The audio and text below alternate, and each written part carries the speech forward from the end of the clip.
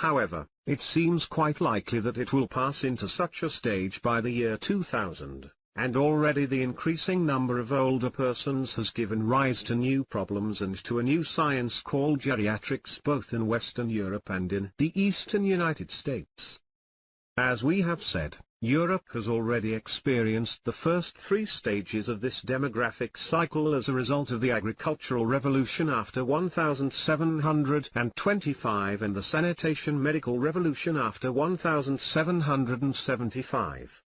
As these two revolutions have diffused outward from Western Europe to more peripheral areas of the world, the life-saving revolution passing the food-producing revolution in the process, these more remote areas have entered, one by one, upon the demographic cycle. This means that the demographic explosion, population type B, has moved outward from Western Europe to Central Europe to Eastern Europe and finally to Asia and Africa. By the middle of the 20th century, India was fully in the grasp of the demographic explosion, with its population shooting upward at a rate of about 5 million a year, while Japan's population rose from 55 million in 1920 to 94 million in 1960. A fine example of the working of this process can be seen in Ceylon, where in 1920 the birth rate was 40 per thousand and the death rate was 32 per thousand, but in 1950 the birth rate was still at 40 while the death rate had fallen to 12. Before we examine the impact of this development on world history in the 20th century, let us look at two brief tables which will clarify this process. The demographic cycle may be divided into 4 stages which we have designated by the first 4 letters of the alphabet. These 4 stages can be distinguished in respect to 4 traits: the birth rate, the death rate, the number of the population, and its age distribution. The nature of the 4 stages in these 4 respects can be seen in the following table. The demographic cycle. Stage ABCD. Birth rate high falling low. Death rate high falling low rising. Numbers stable rising stable falling. Age many young many in prime many middle-aged many old. Distribution below 18 to 45, over 30. Over 50. The consequences of this demographic cycle, and the resulting demographic explosion, as it diffuses outward from Western Europe to more peripheral areas of the world, may be gathered from the following table, which sets out the chronology of this movement in the 4 areas of Western Europe, Central Europe, Eastern Europe, and Asia. Diffusion of the demographic cycle. Areas: Western, Central, Eastern. Dates: Europe, Asia. 1700 A. 1800 BRA. Underscore. 1850 BBA. Underscore. 1900 CBBA. Underscore. 1950 CCBB. Underscore. 2000 DDCB. In this table, the line of greatest population pressure, the demographic explosion of type B population, has been marked by a dotted line. This shows that there has been a sequence, at intervals of about 50 years, of 4 successive population pressures which might be designated with the following names. Anglo-French pressure, about 1850. Germanic-Italian pressure, about 1900.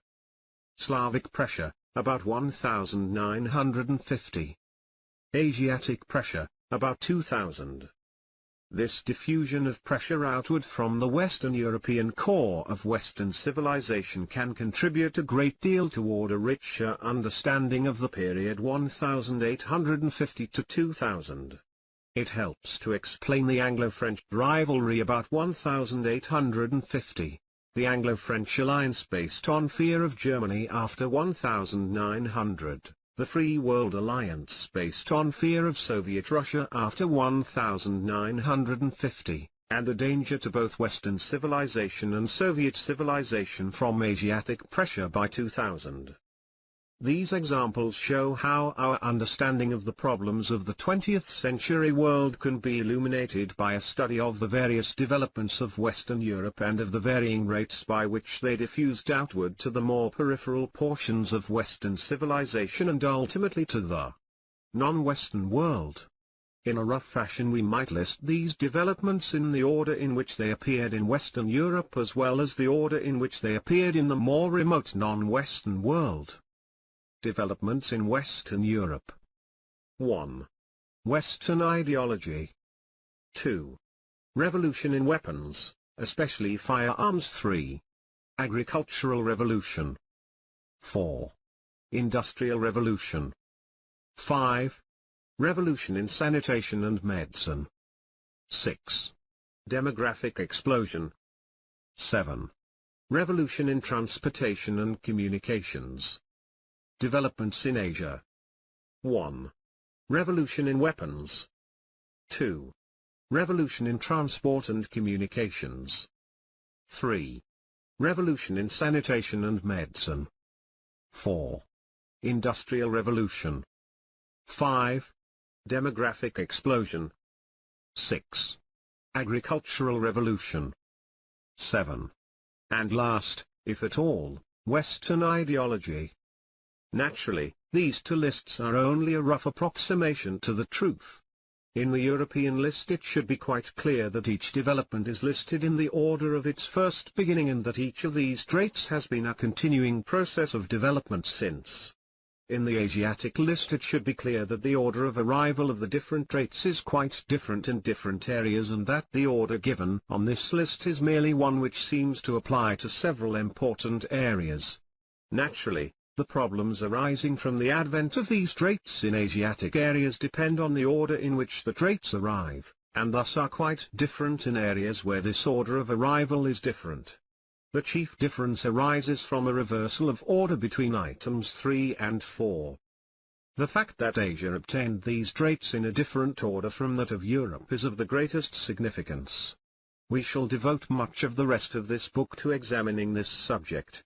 At this point we might point out two aspects of it. In 1830 democracy was growing rapidly in Europe and in America. At that time the development of weapons had reached a point where governments could not get weapons which were much more effective than those which private individuals could get. Moreover, private individuals could obtain good weapons because they had a high enough standard of living to afford it, as a result of the agricultural revolution, and such weapons were cheap, as a result of the Industrial Revolution. By 1930, and even more by 1950, the development of weapons had advanced to the point where governments could obtain more effective weapons, dive bombers, armored cars, flamethrowers, poisonous gases, and such, than private individuals. Moreover, in Asia, these better weapons arrived before standards of living could be raised by the agricultural revolution or costs of weapons reduced sufficiently by the Industrial Revolution. Moreover, standards of living were held down in Asia because the sanitation medical revolution and the demographic explosion arrived before the agricultural revolution. As a result, governments in Europe in 1830 hardly dared to oppress the people, and democracy was growing hot in the non-European world by 1930, and even more by 1950, governments did dare to, and could, oppress their peoples, who could do little to prevent it. When we add to this picture the fact that the ideology of Western Europe had strong democratic elements derived from its Christian and scientific traditions, while Asiatic countries had authoritarian traditions in political life, we can see that democracy had a hopeful future in Europe in 1830 but a very dubious future in Asia m. 1950. From another point of view we can see cons that in Europe the sequence of agricultural industrial transportation revolutions made it possible for Europe to have rising standards of living and little rural oppression, since the agricultural revolution provided the food and thus the labor for industrialism and for transport facilities. But in Asia, where the sequence of these three revolutions was different, generally, transportation industrial agricultural, labor could be obtained from the sanitary medical revolution, Hut food for this labor could be obtained only by oppressing the rural population and preventing any real improvements in standards of living. Some countries tried to avoid this by borrowing capital for railroads and steel mills from European countries rather than by raising capital from the savings of their own people, but this meant that these countries became the debtors, and thus to some extent the subordinates, of Europe. Asiatic nationalism usually came to resent this debtor role and to prefer the role of rural oppression of its own people by its own government. The most striking example of this preference for rural oppression over foreign indebtedness was made in the Soviet Union in 1928 with the opening of the five-year plans. Somewhat similar but less drastic choices were made even earlier in Japan and much later in China. But we must never forget that these and other difficult choices had to be made by Asiatics because they obtained the diffused traits of Western civilization in an order different from that in which Europe obtained them.